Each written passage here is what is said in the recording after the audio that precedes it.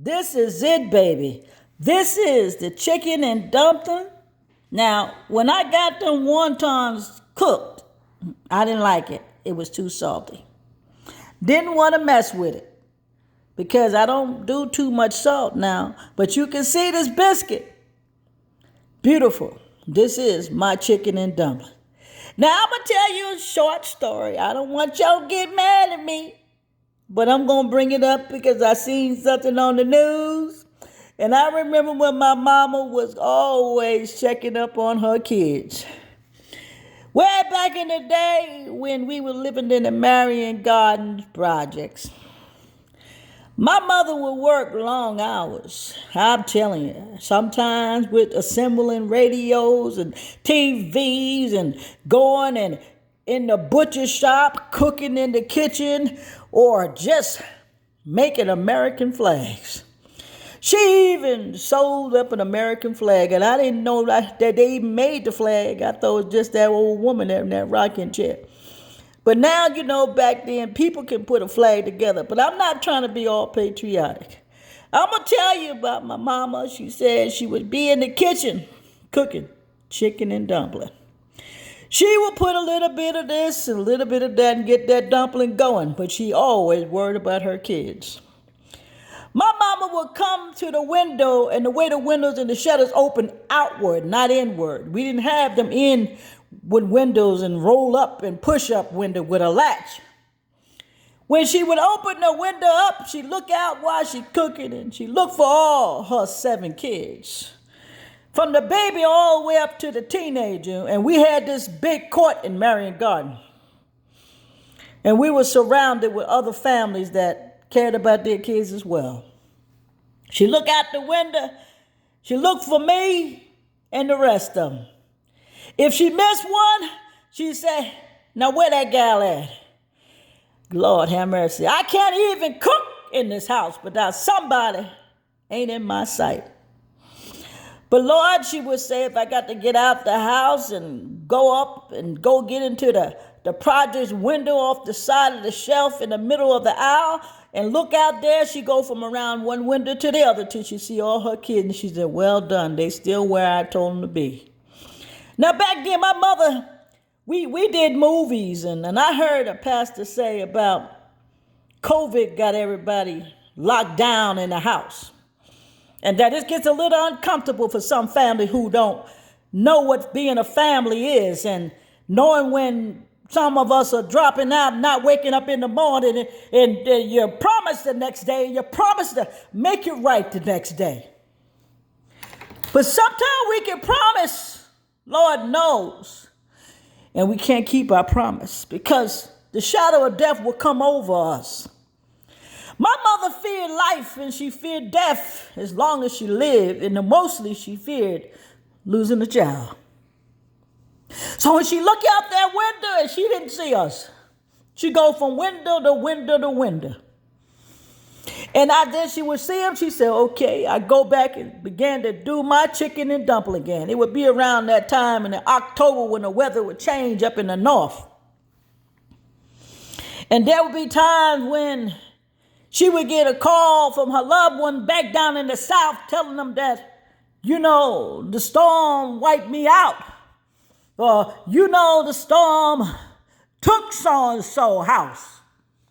Or, Anna Mae used to ride that horse and it threw her damn enough like they killed her. Or you heard about your mother, being a mother yourself, and find out sniffling, Lord, don't tell me that somebody is gone again. And not my own mother. Tear will fall from her eye. But she would still get up and go back to that window. She didn't tell us yet until we all sat down and eat. And there were times when snow blizzards would come and it gets so thick out there and steep, about 7 to 12 feet steep. We'd be all in the house. All of us. My mother didn't get all mean when the conditions changed, but some family do when you get all locked down and you got nowhere to go. Probably the reason why some of these kids are gone out here, carrying on and cutting up and looting and robbing and stealing. all up in the movie theater what I heard the other night. Over an argument, fighting, and gunshots went off. Now, I'm telling you, I lived in the project. If a mother knew we all was in the house and you heard gunshot go off, you can see the tremble in her heart. And she said, Lord Jesus, let me count my kids again. Let me see if everybody all right. That the bullet didn't come through the house. And she looked over out the window to her friend's house and she said, are you guys all right? Lord, where did that come from? And they say, I can't tell. Everybody in the house all right? She said, everybody's all right. So we would get comfortable, even if the storm knocked the power lights out and you couldn't cook. You had no radiator, which you had to bang on it with a plier just to get it going, or turn it, to wrench it around to get the heat to come up. We would get comfortable and she would tell me stories from way back then about how it used to be with her house. How older folks sat out on the porch and engaged in a conversation telling stories, whether you were Cherokee or African American descendant or something. And they would be beautiful.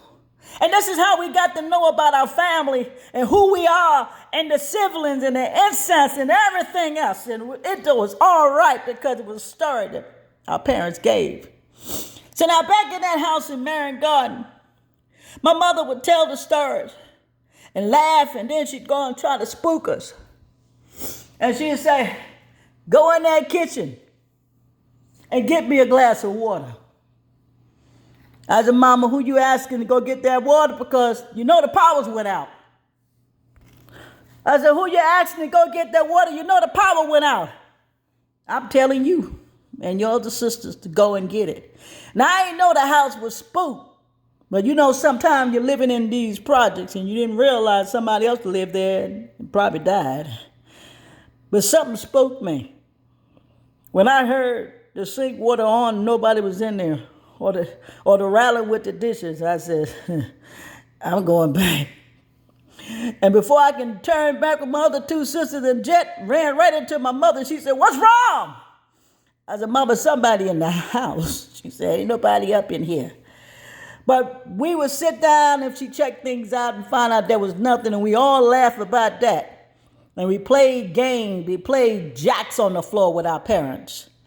But one night after we ate all that dinner that was made early before the storm knocked everything out, we enjoyed our chicken and dumpling.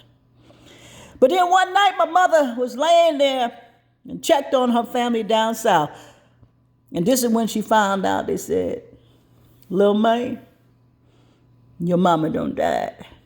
She said, no, she didn't die. He said, I'm sorry to give you this news, but your mama has passed. My mother screamed to the top of her voice. Right now, we got people screaming to the top of their voice right now, standing in the room, in the emergency room, laying home waiting for the nurse or someone, the physicians, to call you, tell you what's going on. You don't know what it's like when your kids are not somewhere, and they may be in the hospital, they may be outside playing, they might be in the movie theater, they might be in school. But when the news break to you, it would kill you. I don't know how some of our old folks still able to survive with all that lynching going on, all of that killing. People, wake up. Stop dying. You're dying inside for loved ones. You're dying inside because no one talked to you. You're dying inside because you've been tortured. You've been abused. Someone ain't take the time to talk to you. Somebody ain't show you the love you need, but I'm going to tell you in my food, I love you. And if I know you're not my brother, sister, I love you. And I want you to know to be loved, because they say food is the heart. Gets in the heart to show the love. And I love you, and I wish I can give you this food to make you feel all right. If you woke up this morning and somebody's gone, if you had a child that was in that theater, or someone died from COVID or whatever, I want to be able to help you heal and be all right. And that's the end of the story. But it's a tragedy. But we must go on. and continue to fight to live and find good purpose and meaning for living. Now,